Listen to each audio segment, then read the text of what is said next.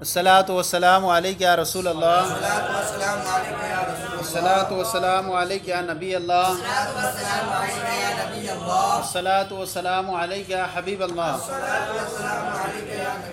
وعلی آلک واصحابک یا نور اللہ، صلی اللہ تعالی علیہ وسلم۔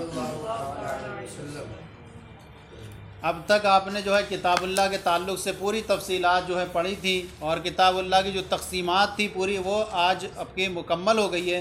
آج جو ہے چونکہ آپ نے پڑھے تھے کہ پیچھے اندر کے اصول جو ہیں وہ 4 ہیں، تو اس میں سے پہلا تھا کتاب اللہ، اور دوسرا ہے سنت رسول، تیسرا ہے اجماع امت، اور چوتھا ہے قیاس۔ آج جو ہے ہم دوسرے بیان کو شروع کر رہے ہیں، جو ہے سنت رسول بھی ہے، اور سنت رسول سے بھی مسائل ثابت ہوتے ہیں، وہ بھی ہمارے لیے کیا ہے، حجت ہے۔ تو حجتوں میں سے دوسری حجت کو پیش کر رہے ہیں، البحث الثانی فی سنت رسول اللہ صلی اللہ تعالی علیہ وسلم۔ دوسری بحث جو ہے وہ رسول اللہ صلی اللہ تعالی علیہ وسلم کی سنت کے بارے میں۔ اب یہاں پر اوپر لکھا ہوا وَقَذَا سُنَّةُ الْخُلَفَاءِ مِثْلُ سُنَّتِهِ، اور اسی طرح آپ کے خلیفہ کی، آپ کے اصحاب کی سنت بھی آپ کی سنت کی طرح ہے۔ وہی اکثر من عدد الرمل والحصا، اور یہ جو سنتیں ہیں جو ریت اور کنکریوں کی تعداد سے زیادہ ہیں۔ مراد کثرت بیان کرنا ہے، کیا ہے مراد؟ کثرت کو بیان کرنا ہے، اور یہ جو ہیں ریت اور کنکریوں کی تعداد سے بھی زیادہ ہیں، مراد کثرت بیان کرنا یعنی بہت زیادہ ہیں۔ اب یہاں پر آپ دیکھیں کہ یہاں پر جو ہے سنت کے لغوی معنی ہوتے ہیں طریقہ اور عادت کے ہوا کرتے ہیں۔ قرآن پاک میں اس کے لیے آیا وَلَن تَجِدَ لِسُنَّتِ اللَّهِ تَبْدِيلًا، یعنی ہرگز تم نہیں پاؤ گے کہ اللہ کے طریقے کو بدلنے والا۔ دوسری جگہ آیا سنت من قد ارسلنا قبلک من رسلنا، سنت من قد ارسلنا، یہ طریقہ ان لوگوں کا جن کو ہم نے آپ سے پہلے بھیجا۔ یہ ہوا سنت کا لغوی معنی طریقہ اور عادت، اور اصطلاح شرع میں سنت کے 2 معنی آتے ہیں۔ ایک ہوتا ہے نفلی عبادت جس کے کرنے پر ثواب ملتا ہے اور نہ کرنے پر عتاب نہیں ہوتا، صحیح ہے نہیں؟ دوسرا یہ ہے کہ نبی اکرم صلی اللہ تعالیٰ علیہ وسلم کے اقوال و افعال اور تقریرات پر بھی جو ہوتا ہے وہ سنت کا اطلاق ہوتا ہے۔ نبی پاک صلی اللہ علیہ وسلم نے کوئی قول کیا، آپ نے کوئی قول فرمایا، اس کو بھی سنت کہیں گے، اور نبی نے کوئی فعل فرمایا، اس پر بھی سنت کہیں گے۔ اور تقریر کہتے ہیں کہ حضور صلی اللہ علیہ وسلم کے سامنے کسی صحابی نے کوئی کام کیا یا کچھ کہا، اور آپ نے اس پر کوئی نکیر نہ فرمائی بلکہ سکوت اختیار فرمایا، تو اس کو بھی کیا کہیں گے؟ حدیث سنت کہیں گے، اور وہ تقریر کے معنی میں ہوتا ہے۔ اب لفظ سنت جو ہے وہ صحابہ کے اقوال افعال پر بھی بولا جاتا ہے، اسی لیے مصنف نے جو ہے یہاں پر فرمایا سنت کا لفظ فرمایا تاکہ یہ کیا ہے، ساری سنتوں کو شامل ہو جائے، اور یہ فرمایا بحث ثانی جو ہے کس میں؟ سنت کے بارے میں، صحیح ہے نہیں؟ ورنہ تو خبر جو ہے وہ خبر کسے کہتے ہیں؟ صرف حدیث جو ہے وہ صرف نفس نبی کریم صلی اللہ علیہ وسلم کے قول پر ہی بولا جاتا ہے، صحیح ہے نہیں؟ قول نبی پاک صلی اللہ علیہ وسلم کے قول کو ہی شامل ہوتا ہے، یعنی سنت قولیہ پر، نہ کہ حضور صلی اللہ علیہ وسلم کے فعل اور تقریرات پر۔ یہ ساری تفصیلات کس کے نزدیک ہے؟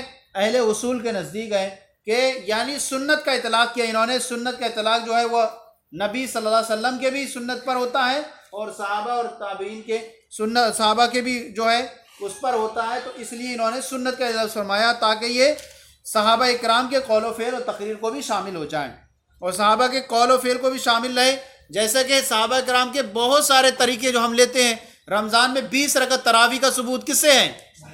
صحابہ سے ہے، تو اس کو سنت کہیں گے کہ نہیں کہیں گے؟ تو یہی ہے تاکہ صحابہ کی سنت بھی اس میں کیا رہے؟ شامل رہے۔ ہاں، محدثین کی اصطلاح میں کیا ہے؟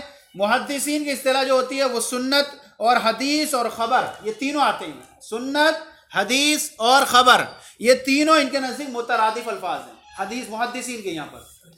لہذا اور اس سے مراد جو ہے وہ حضور صلی اللہ علیہ وسلم کے قول افعال اور تقریر، صحابہ کے قول افعال تقریر، تابعین کے جو ہے اقوال افعال اور تقریر، سب کو وہ اس میں کیا کرتے ہیں؟ سب شامل کرتے ہیں وہ محدثین۔ لیکن اصولیین کے نزدیک کس نے ہے؟ اصولیین کے نزدیک جو ہے وہ سنت اور خبر اور حدیث میں کیا فرق بیان کیا گیا؟ یہ جو ہے حدیث اور خبر، حدیث اور خبر صرف رسول اللہ صلی اللہ علیہ وسلم کے قول پر بولا جاتا ہے اصولیین کے نزدیک، اور یعنی سنت قولیہ پر بولا جاتا ہے صرف، اور سنت فعلیہ اور تقریرات پر نہیں بولا جاتا ہے اس کا لفظ، حدیث کا لفظ۔ اور اہل اصول کس کے نزدیک؟ محدثین کے یہاں وہ سب تینوں مترادف الفاظ ہیں۔ اب یہاں پر انہوں نے یہ گویا کہہ سکتے ہیں خبر خاص ہے اور سنت عام ہے۔ خبر کیا ہے؟ ہاں، اور خبر سے ان قسموں کو بیان کرنا ہے جن کا تعلق خبر رسول سے ہو۔ اب یہاں پر آپ فرماتے ہیں کہ بحث ثانی جو ہے وہ سنت رسول اللہ صلی اللہ علیہ وسلم میں ہے، اور یہ جو ہیں ریت اور کنکریوں کی تعداد سے زیادہ ہیں، یعنی بہت زیادہ ہیں۔ فصل فی اقسام الخبر، یہ فصل ہے خبر کی اقسام کے بارے میں۔ اب یہ خبر کی اقسام کے بارے میں یہ جو ہے فصل ہے، اور یہاں پر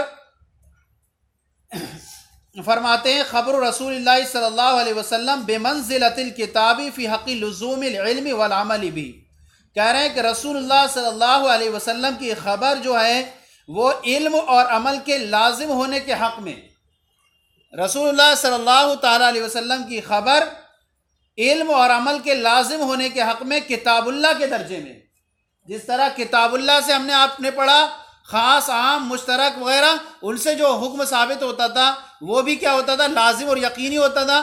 ایسی جو رسول اللہ صلی اللہ علیہ وسلم کی اخبار سے جو حکم ثابت ہوگا وہ بھی علم اور عمل کے لازم ہونے کے حق میں کتاب اللہ کے درجے میں ہے، کیونکہ فَإِنَّ مَنْ أَطَاعَهُ فَقَدْ أَطَاعَ اللَّهَ، اس لیے کہ جس نے اللہ کی ان کی اطاعت کی تو ان نے اللہ کی اطاعت کی۔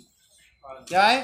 جس نے نبی پاک صلی اللہ علیہ وسلم کی اطاعت کی، اور اللہ تعالیٰ نے خود قرآن پاک میں ارشاد فرمایا وَمَا يَنْطِقُ عَنِ الْهَوَىٰ إِنْ هُوَ إِلَّا وَحْيٌ يُوحَىٰ، کہ یہ اپنے آپ سے کچھ نہیں کہتے، جو بولتے ہیں یہ وحی الہی ہوتی ہے۔ وَمَا آتَاكُمُ الرَّسُولُ فَخُذُوهُ وَمَا نَهَاكُمْ عَنْهُ فَانْتَهُوا، رسول جو میں تمہیں دے لے لو، اور جو سے تمہیں باز کرے اس سے باز آ جاؤ۔ اسی طرح مَن يُطِعِ الرَّسُولَ فَقَدْ أَطَاعَ اللَّهَ، جس نے ان کی اطاعت کی اس نے اللہ کی اطاعت کی۔ تو یہ ساری جو ہیں ان کا حضور کا جو قول ہوگا، جو حدیث ہوگی، خبر ہوگی، وہ علم و عمل کے لازم ہونے کے حق میں کتاب اللہ کے درجے میں، اس لیے کہ جس نے ان رسول کی اطاعت کی اس نے اللہ کی اطاعت کی۔ فما مر ذکرہ من بحث الخاص والعام والمشترک والمجمل فی الکتاب، تو فما مرہ جیسا کہ اس کا ذکر ہو چکا خاص عام مشترک اور مجمل کتاب اللہ کی بحثوں کے اندر، کتاب اللہ کی جو بحثیں تھیں خاص عام مشترک اور مجمل کی بحثوں میں اس کا ذکر ہو چکا۔ فَهُوَ كَذَلِكَ فِي حَقِّ السُّنَّةِ، تو وہ ساری بحثیں جو اس طرح سے پیچھے گزر چکی ہیں وہ ساری بحثیں جو ہیں اسی طرح سے کس میں جاری ہوں گی؟ سنت کے حق میں بھی ہوں گی۔ اب جب سنت کے حق میں جاری ہوں گی، یہاں پر اب اعتراض یہ ہو سکتا ہے، مصنف نے فرمایا کہ خبر رسول کیسے ہیں؟ علم اور عمل کے لازم ہونے کے حق میں کتاب اللہ کی طرح ہیں۔ جب خبر رسول بمنزل کتاب اللہ کے ہے تو خبر رسول کو کتاب اللہ کی طرح متواتر و قطعی ہونا چاہیے، صحیح ہے نہیں؟ اور خبر رسول کو تین قسموں متواتر، مشہور اور واحد کی طرح منقسم نہیں ہونا چاہیے۔ خبر کی تین قسمیں کریں گے یہاں پر، اصل میں ویسے تو بہت ساری قسمیں ہیں خبر، لیکن سب سے اعلیٰ درجی کون سی ہے؟ خبر متواتر، پھر دوسرے نمبر پہ آتی ہے مشہور، پھر آتی ہے خبر واحد، پھر اور بھی قسمیں ہیں عزیز، غریب، صحیح ہے نہیں؟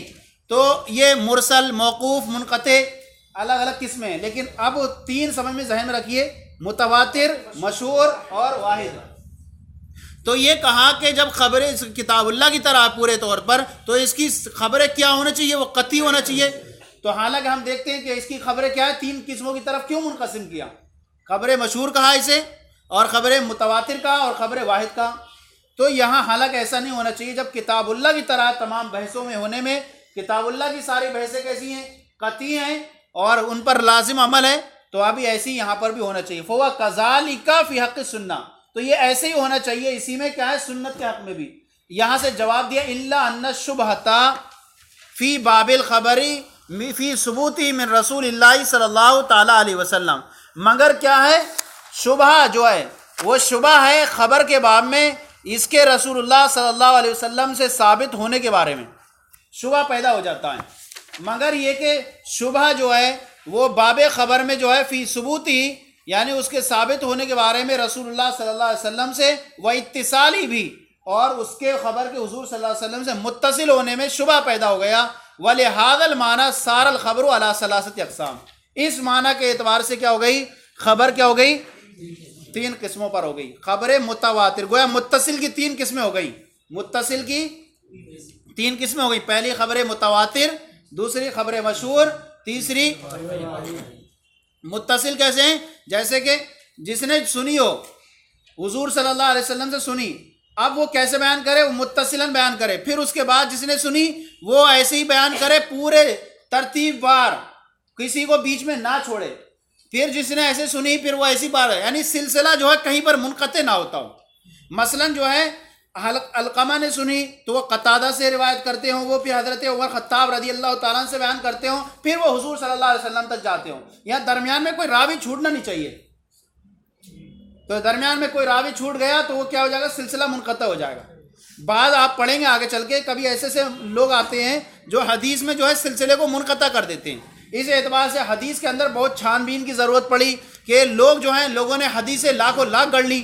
اس اعتبار سے تو اب انہوں نے راویوں نے یہ اسماء الرجال اس کو کیا کیا؟ مرتب کیا، تاکہ راویوں کے حالات، راویوں کے باپ کے نام، ان کی کنیتیں پوری جمع کی جا سکیں اور پھر دیکھا جائے کہ یہ حضور کا زمانہ پایا اس نے نہیں پایا.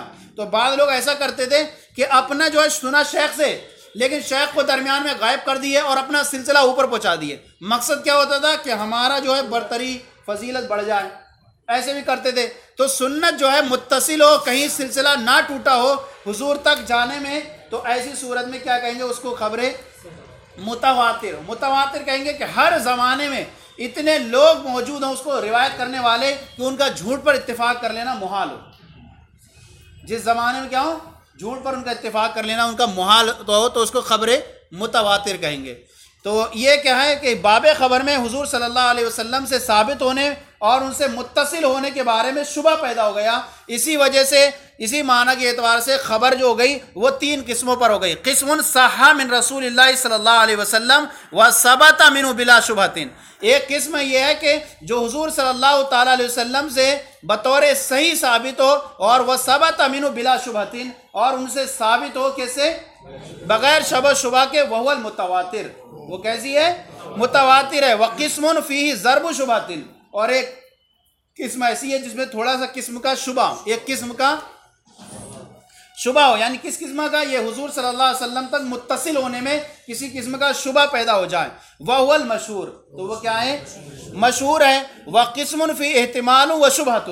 اور تیسری قسم وہ ہے جس میں تھوڑا سا احتمال بھی ہے متصل نہ ہونے کا اور شبہ بھی ہے. وہو الاحاد.